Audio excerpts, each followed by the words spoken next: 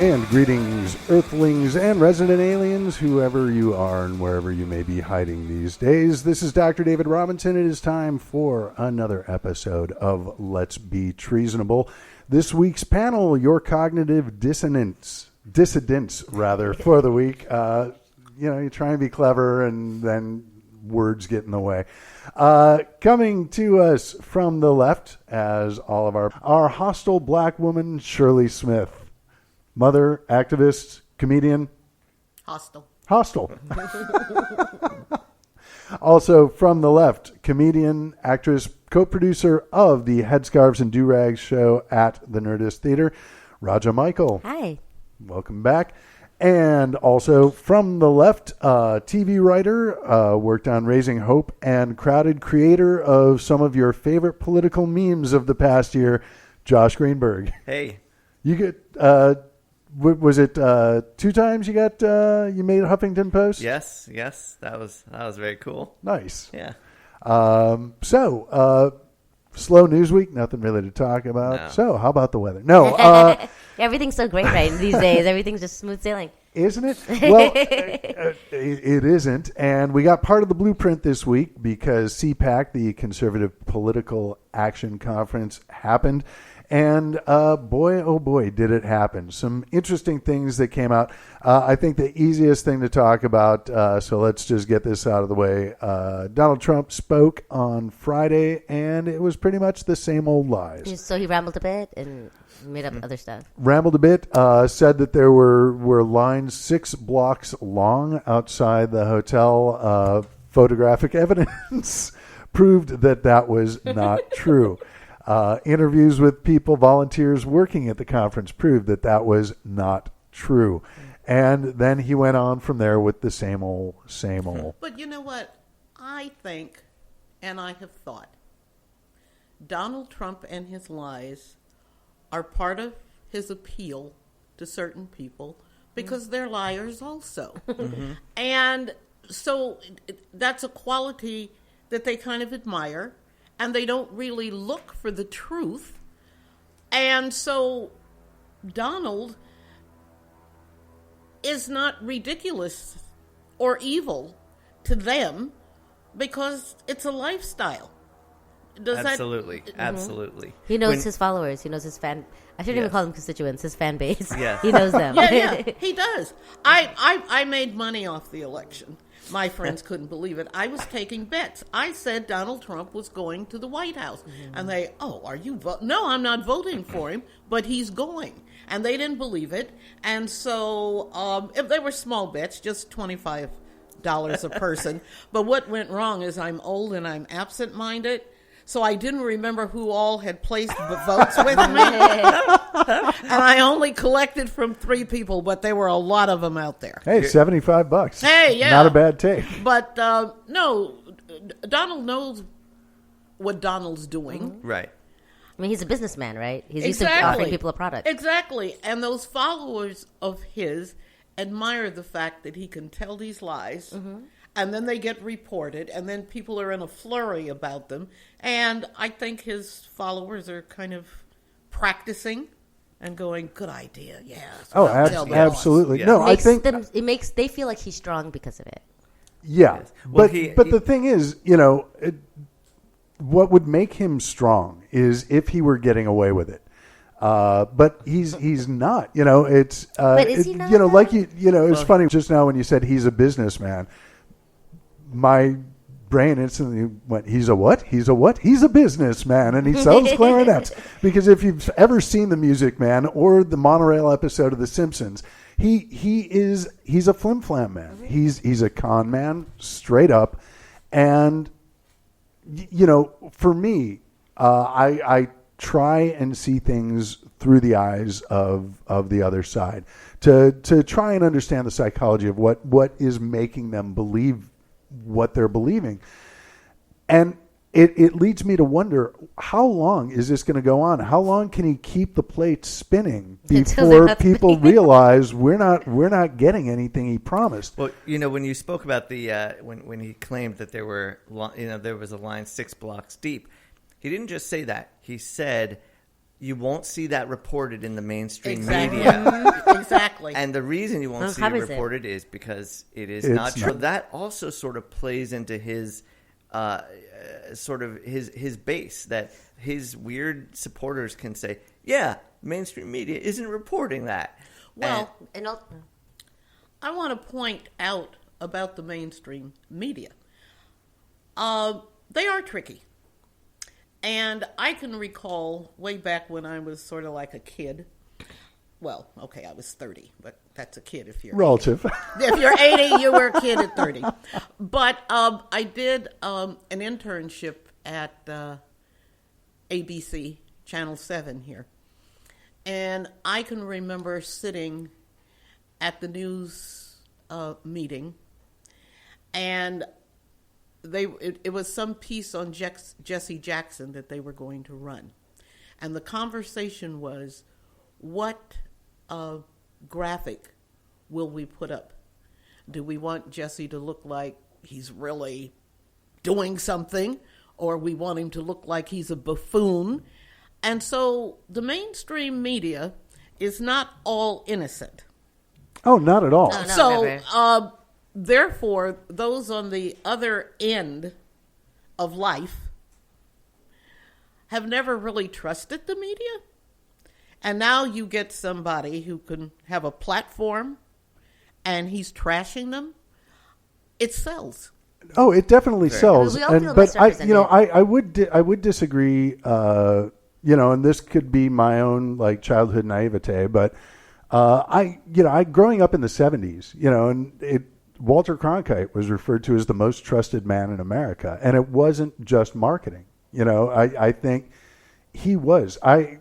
Things that I remember from my youth, and I went to journalism school, and then realized what a hoax it was, and said, all right, well, let's get out of this.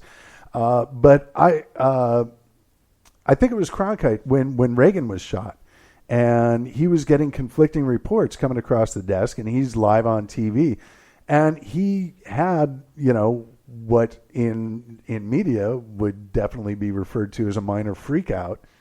And so, can we actually get some factual information here? And to me, that was one of those things that it justified his reputation, that he was there to present the news. And yeah, especially since corporations have been buying networks and everything, the news has gotten more corporate, more ratings driven, less newsy. And Bill Maher was talking about this on his show last night, that journalists have to start doing their jobs again. But it's going to be really hard for journalists to be able to do their jobs until we're willing to pay for news again.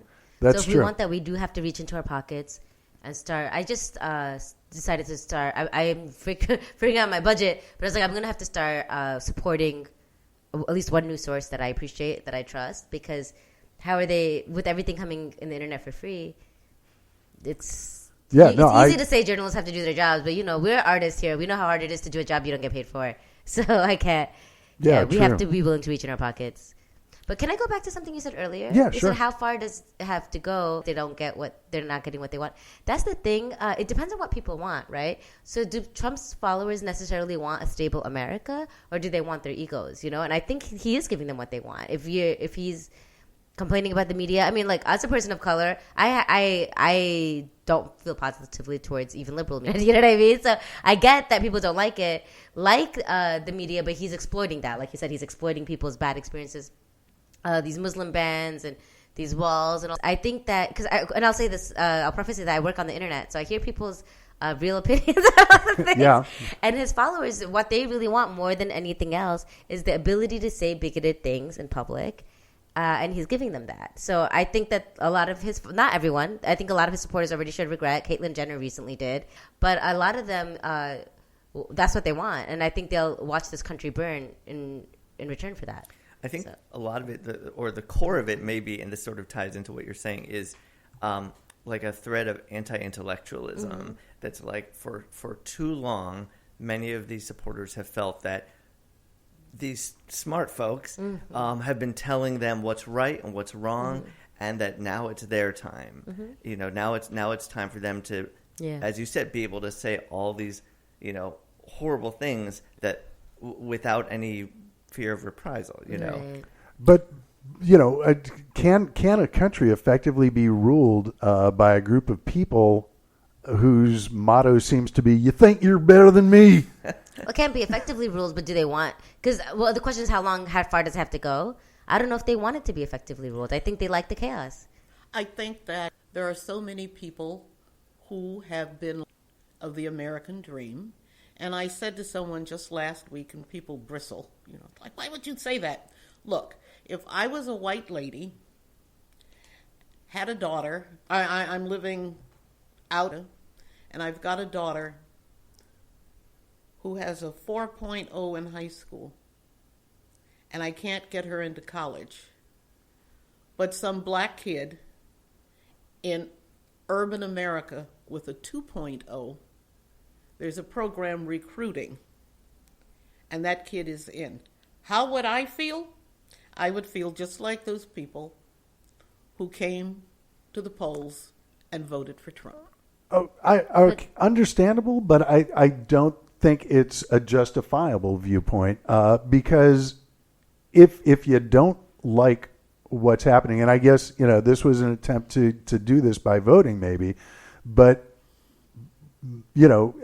taking that example, talk to your congressman, talk to your local representatives, talk to other people in the same situation, and get someone to set up a foundation that will offer the scholarships to rural people. Now, you can't necessarily, because of the climate and because of what it tends to mean, you can't, hey, a scholarship for white people, you can't do a scholarship for rural people. You could, something like EOF, EOF, right? That's not about race. It's about income. So there are opportunities for people, low income white people, and you can say scholarships for white people because white does not make you a minority, but low income does. Right. So if that's the situation, push for, and it's true. Especially if you think of Appalachia, it is forgotten. There is a lot of white Protestant Christians who are oppressed, legitimately oppressed there. But you can say regions, a program for regions, program for low income families. It's not happening enough, but I think, I agree with you. If you feel like one group is getting something and you're not getting it, rather than taking it away from that group, fight to get it for yourself as well. Both of you are coming from a very intellectual perspective. Well, you are. No, because you're probably people who think. Americans have so not. It makes us Americans have to think. This is true. Mm-hmm. They haven't. Now, for those who do, the big question is, well, what's the matter with them? Well, they should just lobby. They should write their congressman. Hell, they can't even spell. And I'm not saying this as a put down.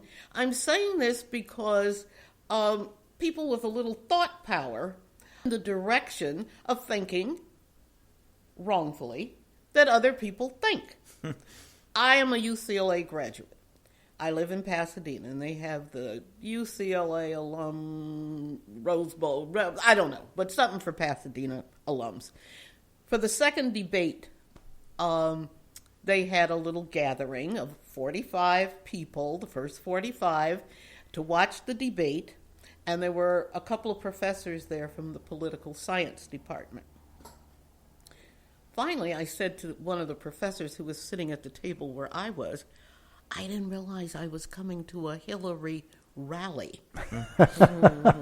Because the whole debate was put-downs of everything that Trump would say. They probably should have been put down.